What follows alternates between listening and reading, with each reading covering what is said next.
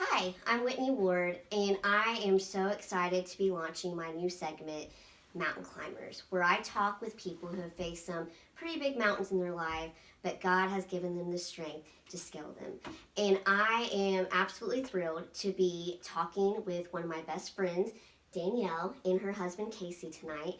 I know that their story is going to bless you and fill your soul with hope. So guys, thank you so much for being my first guest on Mountain Climbers. I am so excited. Thanks for having us. Thank you. I cannot wait to hear your story again, and I know people are going to love it.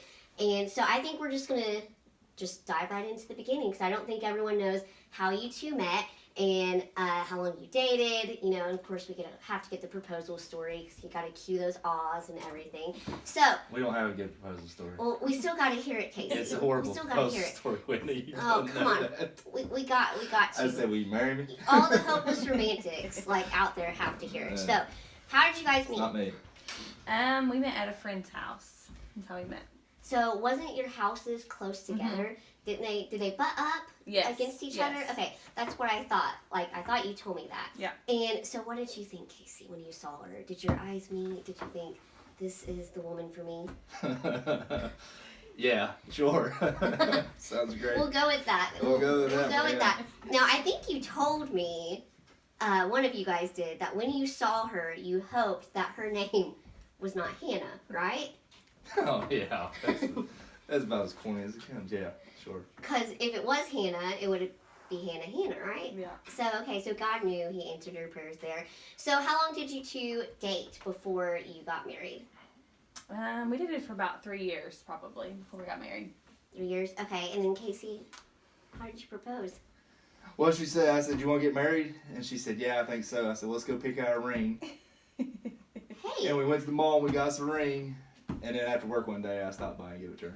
You know who would love this proposal story? Who? Benji Richard, because it's so simple. He had the goal of having the shortest wedding in the world, so he's gonna love this if he watches that. So hey, I like it. You knew what you wanted and you went for it.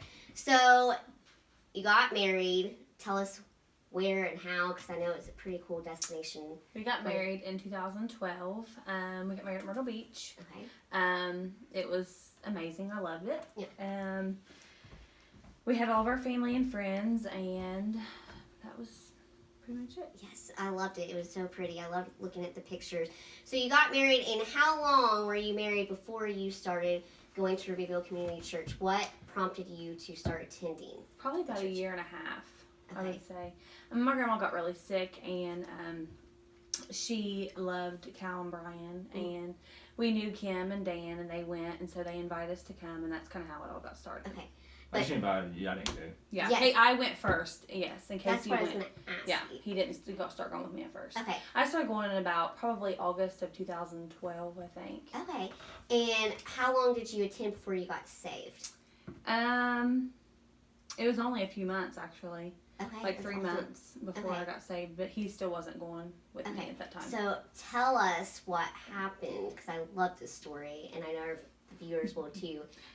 So, it was May, and they were doing a baptism, and so I went to get baptized, and he came with me, and me and his mom actually got baptized together. So cool. And Dennis Osborne, he was on the side of the creek bank with Casey, and he was talking to him as I was getting baptized, and I went underwater and come back up, and here comes Casey running down the bank to get baptized, and I was like, what is going on, So he had got saved there on the bank, and he got baptized that day too. That is one of the coolest totally shocked all of us. That's one of the coolest salvation stories I've ever heard. Now, did you get baptized by yourself, or did you get dunked again, Danielle? Oh, I got baptized by myself. Yeah. By yourself? She wasn't going again. Okay, all right. I was curious. Okay. Yeah, I was in shock. I was like, what's going on? Because as soon as I come up, he was running out there. So I was like, what's going on? That's really cool. I love that story. I just love it.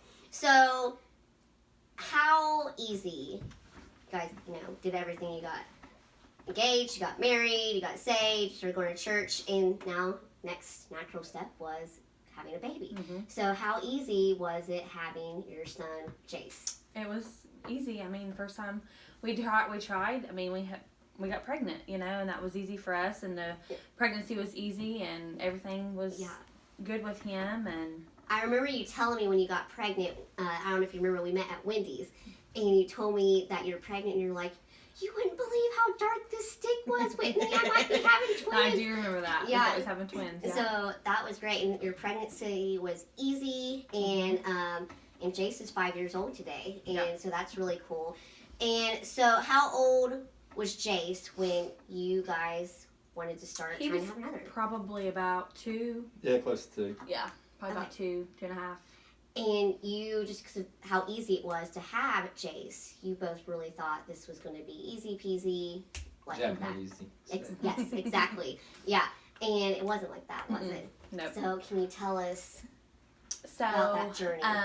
The first time, I was having issues with my menstrual cycle, so I went to the doctor, and they just said, oh, it's because your birth control and things like that, So a couple months went by, and I was still having trouble, so they decided to go and do an ultrasound, and they found that I had a cyst on my ovaries, and they told me that I would have to have surgery to get that removed. So I went in and had the surgery, and I come out, and they had to remove my left fallopian tube because there was scar tissue from an egg, and it was trying to attach itself to the wall. It got stuck in my fallopian tube, and it was throwing scar tissue, so it took over my left fallopian tube, so I had to have that removed. And so the second time we tried, I was about 4 weeks. I was still early, but they wanted to see me just because I had that issue, and they didn't find a heartbeat. So they waited until I was about 6 weeks, and they still didn't find a heartbeat. Yes. So they said, your numbers are going down, and this is probably about a year after the first time. And so I had the surgery, and it was a miscarriage, and had to go through all that, ordeal or whatever. And then it was about 2018, I got pregnant again, or 2000, we thought we was pregnant again, so we waited a little bit longer that time. Yeah. And was there a heartbeat on that one? Do you remember? Or there wasn't? No. There never was. I didn't think there was a heartbeat. So there was no heartbeat on there. And they said, we'll go ahead and, this is another miscarriage, just keep trying. There's nothing that we can do. There's no medical term for this. Everything was okay with your numbers and everything, so there was really no explanation. And so we went ahead and had that surgery, and had to have another DNC, and so we just waited, and we prayed, and So let me ask you this: in the midst of praying and waiting, I know that we had friends who got pregnant, had babies during that time, and how was it? Was it hard being happy for them, but still waiting to have your miracle? Exactly. How was it? Was hard. It was very hard, because you think, there's so many people in the world that can't even have one child, and here I am being selfish. I've already got one, and I just want another one, and I tried to really just focus on that, that God already gave me one healthy child. If that was all I was going to have, that was all I was going to have.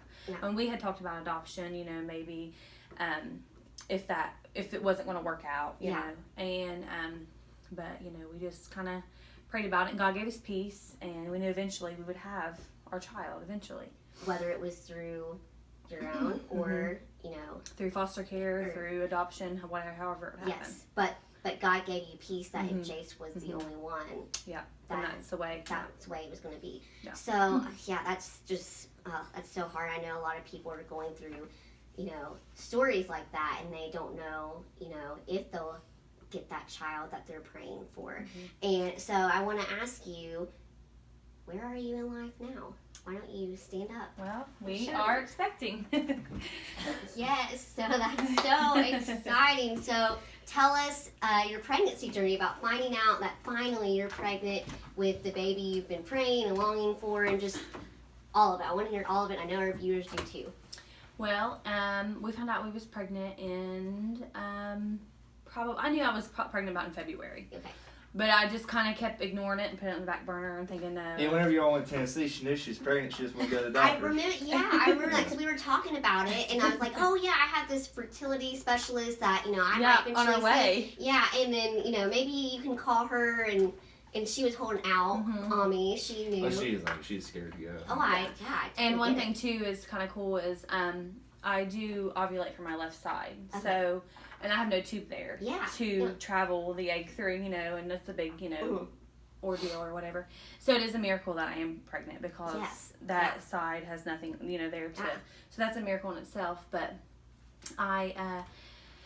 so I said I found out it was about February, but we didn't really announce it till about April, because I just wanted to make sure that everything was, that makes total sense. Yeah. So in about, it's been a good pregnancy. I've had a few little, complications, but I mean, other than that, she's healthy, and it's a little girl. Little girl. And we're going to name her Callie Marie, which is after my grandma. Her real name is Marie. Mm-hmm. And we're so excited. Jace, we start in kindergarten on the day that I get induced, on the 14th. That's crazy. So that's a big day on my for mom's us. birthday. Oh, yeah? Yeah. That's a big day for us. So, yeah, we're really excited. We're really glad that God allowed us to be parents again, Yeah, so that's big for us. So exciting. So the 14th will be here before you know it. Mm-hmm. And that's so exciting. And I hope you know that you're in so many people's hearts and prayers. And I know Aunt Whit's excited to meet little Miss Callie. And, there's no way that we could have done it with our church. I mean, there's no way. They have prayed for us, undoubtedly, and we have felt them, and they're the reason that she's here, God too, because He's worked the miracle that, that no one else could do. Yeah. Oh, yeah, definitely. So, as you can see, Casey and Danielle, they've been through some pretty tough mountains in their life, but God has given them the strength to scale them. And I don't know what mountains you're facing. It might not be the mountain of infertility, but just like God gave Danielle and Casey miracle, He can do the same for you, because remember, when your strength comes from the right source, there's not a mountain you can't climb.